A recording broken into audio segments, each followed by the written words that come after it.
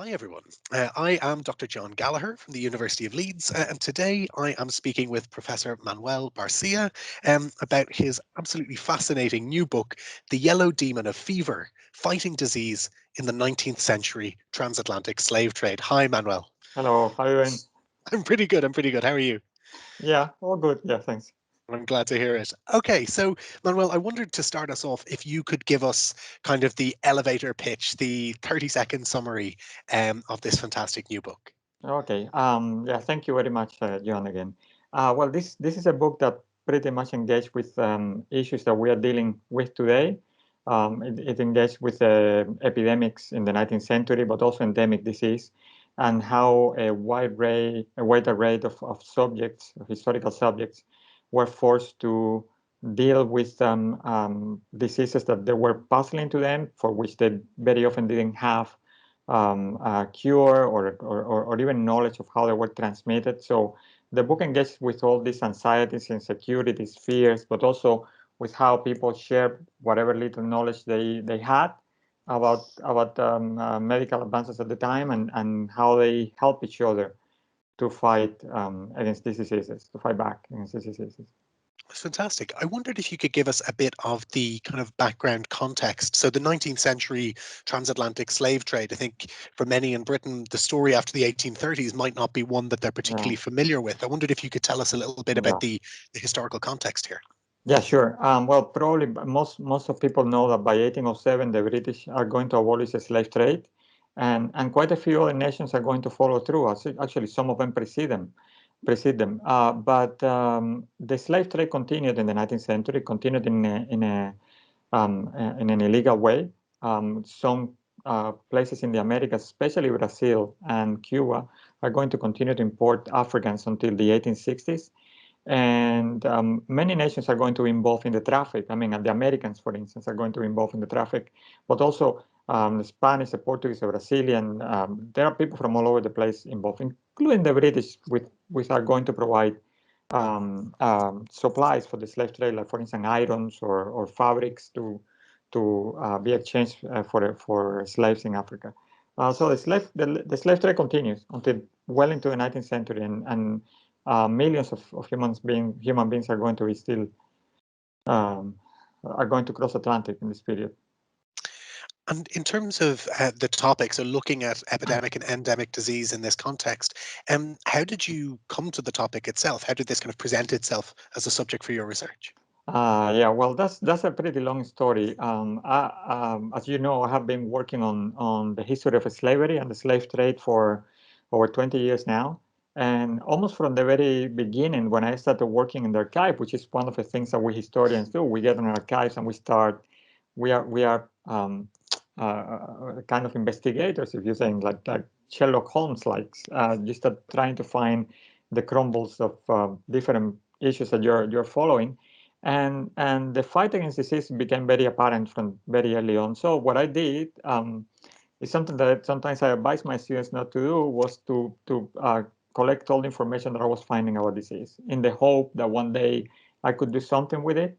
I had to decide whether I wanted just to continue to use it as a background for other topics that I discuss, or whether I wanted to write a whole book about it. And this is eventually what I did. I pretty much took this as an adventure.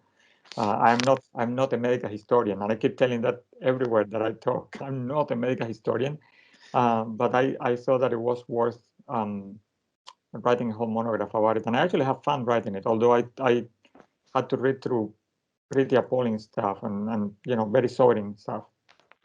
Yeah, I can imagine. I actually wanted to ask you a little more about the sources and the archival process.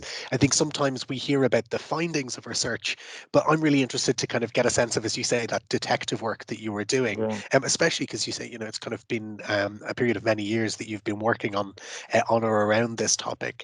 Can you tell us a bit more about, the kinds of sources you look at, but also maybe the challenges of, finding the archives? Maybe you have to work with material in multiple different languages as Yeah. well. Yeah, well, one of the challenges is to work with materials that they are located in several different archives across Atlantic in the American side, both in North and South America and the Caribbean, in Europe, but also in Africa. I actually went to archives all over the place, and I have people who went to archives for me as well to got information for me.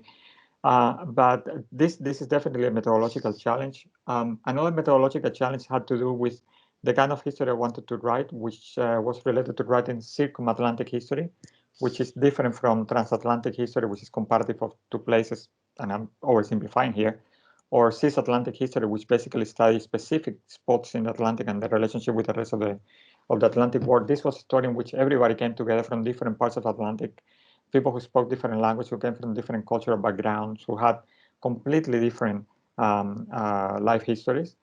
And the sources were a challenge because precisely because of the legal character of the slave trade after 1807, all the slave traders go underground, and whereas before for the period pre 1807, you can find quite a lot of information in archives from records of ships and cargoes and pretty much everything, insurance, everything. For this period, the information is less forthcoming precisely because they are doing this in an illegal way. You still find information, and sometimes it's actually very rich, very enlightening information, but especially primary sources, non-printed primary sources, because we have quite a lot of printed primary sources. The information was always less forthcoming, and sometimes you actually have to learn to read between the lines and look at the silences in the sources as well. What is that is not being said, but that is obvious. So yeah, it was kind of a challenge in itself. There's nothing, yeah, once again, that kind of detective story Yeah, yeah, yeah. coming through. I wondered, about the kinds of disease that we're talking about here. So what kinds of disease tend to recur in the sources that Yeah. you're looking at? Well, there were many diseases, and the interesting thing is that now, when for somebody in the 21st century looking back to the 19th century, what we get is that we know more often than not what diseases that we're dealing with, and we are able to name the diseases. But this is one of the main issues with the history of medicine. Naming a disease in itself was always a challenge because many diseases are close enough as to be very difficult to differentiate them. And now you go to a clinic and you have a blood test, and the blood test will tell you what kind of parasite you have, or what kind of bacterial infection you have, or what kind of viral infection you have. But back in the 19th century, none of this existed. So people, for instance, who have fevers, very often they have fevers that they resemble each other. For instance, typhoid fever and malarial fevers, they resemble each other quite a lot. And for instance, in the 19th century, we already knew that sulfate of quinine would help with some of the fevers, especially malaria fevers. But because they could not separate them completely, sometimes they would give them to people who had typhoid fever and it wouldn't have an effect. And so on and so forth with everything else. And it's not only that the diseases were confusing, right? Although there were some like smallpox or yellow fever, which were quite apparent. You knew what you were dealing with when they came along. It's also the treatments that they used to deal with these diseases, which very often they were just as bad or worse than the diseases themselves. For instance, they use for fevers in general, they use mercurial drugs, mercury-based drugs, which were all poisonous, and then with literally poisonous. And then on top of that, they would purgatives like I don't know, like jalap, and they would use they would do bloodletting as well. So they would use a lancet, and both purgatives and bloodletting are weakening of the body as well. So they will weaken the body and they will poison the body in the hope of curing the body. Yeah. It's so interesting. I'm thinking about bloodletting, quinine, and mercury, and all of these things that are echoed in early modern. So I'm a historian of the Yeah. 16th and 17th century, and some of these are techniques or ingredients that show up Yeah. in my own sources. So really Yeah. interesting to find these things that exist across kind of the boundaries of a period. Well, yeah, actually, this is something that is remarkable. Is that there is very little change of what is happening in your period and in the 19th century. It is really really the changes that in medical cultures that take place in this period are really really very limited. For instance, and relating to COVID-19 first appeared last year around these days in China, right? Or this is what we know so far. Could be that it's different, but that's information we know now. And within a year, we have almost 4 working vaccines, right? We know exactly DNA of the virus. We know more or less how the virus is transmitted. We can actually take prophylactic measures to stop it from spreading, even though not always they are taken, but we know. And this all happened within months, within a period of months. For the periods that we are looking at, there was very little change between the 17th century and 16th, 17th century and the 19th century, precisely because the theories that they were in place that really didn't change much. That's an aspect of this book that I'm incredibly interested in as well, is how knowledge develops and how knowledge is exchanged between people and between communities. And one of the things that you do in the Yellow Demon of Fever is to think about the medical knowledge that's developed by enslaved people, Yeah. and how that's then kind of shared and exchanged. I wondered if you could tell us a bit about that. Yeah, well, this is one of the things that I set out to do, and I wish I could have done more about it, but it would have taken me even longer to write the book. But one thing that I didn't want to do with this book was to reproduce this narrative of the European doctor arriving in a developing place, or the developed place, and being the savior of all the people, teaching them how to practice medicine in their lives, which is what you get quite a lot in the 19th century narratives of the 19th century. Or you even get it now, actually. This is still happening. You still get people going to places like Asia, Latin America, or Africa with this savior mentality, celebrities and stuff. So I wanted to steer clear of that.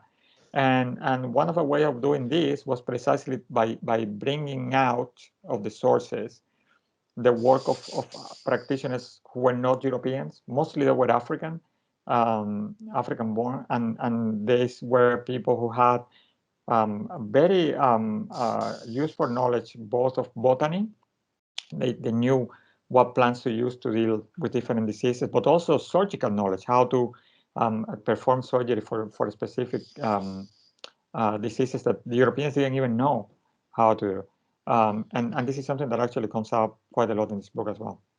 Yeah, I wondered if I don't know if you have a kind of a particular example of something like that, of a particular practitioner or procedure that you want to Well, tell us actually, about. yeah, there is the famous guinea worm. The Europeans, they try to extract it when they were in Africa, and they will always fail because the worm basically is, I don't know where I'm able to explain this, but surgical incision had to be very precise so that the worm could be taken completely out, because otherwise it would break. The body of the worm would break, and then they would have to start again, and it was an incredibly painful um, um, uh, uh, infection.